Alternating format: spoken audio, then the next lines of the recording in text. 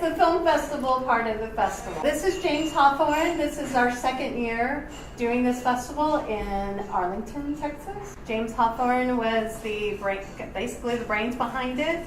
And then we have George Wada, who, of course, is a filmmaker and a photographer. And we have Tom Sime, who used to be here with the Dallas Morning News, was the arts columnist, writer, and now he's in New York. Is that correct, Tom? Yes, New York, I went to Jersey City. Okay, there you go. George and Tom have collaborated on a music video that's going to be in the festival. James, will you talk about the success of last year and just bring us up to speed and kind of what we can expect this year in sort of a big overview, and then we'll go into more details. Okay, sure. Last year was the first year of the festival, and I think we had a great community response. We saw over 600 people, I believe, showed up over the 3-day period, and it was just a phenomenal success. It was more than we had anticipated. You never know, first time you have a festival out the gate, you know, how many people are going to support it, who's going to show up. So to see the community support that we did was just great. And the community embraced it, and it appears this year there's an appetite or just a flavor for more film in Arlington, more independent film, and so that's exciting. And that's exciting to be able to be in a position to support independent filmmakers such as George and the others that are out there that do phenomenal work. And we want their work to be seen, we want it to be shown, and we want to create an audience for it. And above all, we just want to recognize some of the great talent that exists in the Arlington community as it relates to independent film.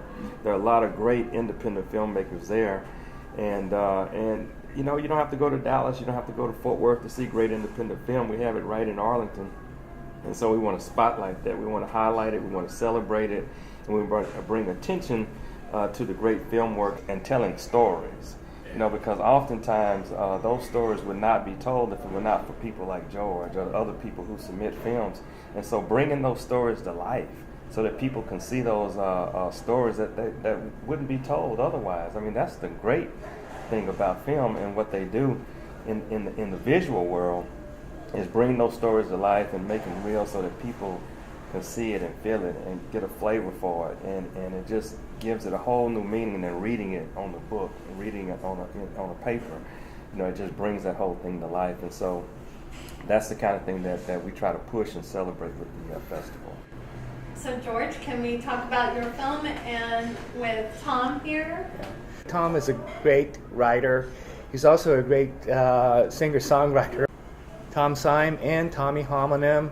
You ever read the backstory of who is Tommy Homonym? Yeah, you'll chuckle, you'll laugh, and then say, hey, this guy's really, really for real. And it's actually a very, very good story because he's a little bit like me. It's that's Tom's alter ego, and it's actually my alter ego. Through Tommy, I could start making other movies that I probably would not be able to do by myself. Can you introduce Tom and Tommy Homonym? Well, you know what? Maybe we could do that with Tom. Or Tom, can you introduce? Yeah. I don't know how that works. Yeah, can Let you me do introduce me. Well, he's my soft, quivering pink alter ego.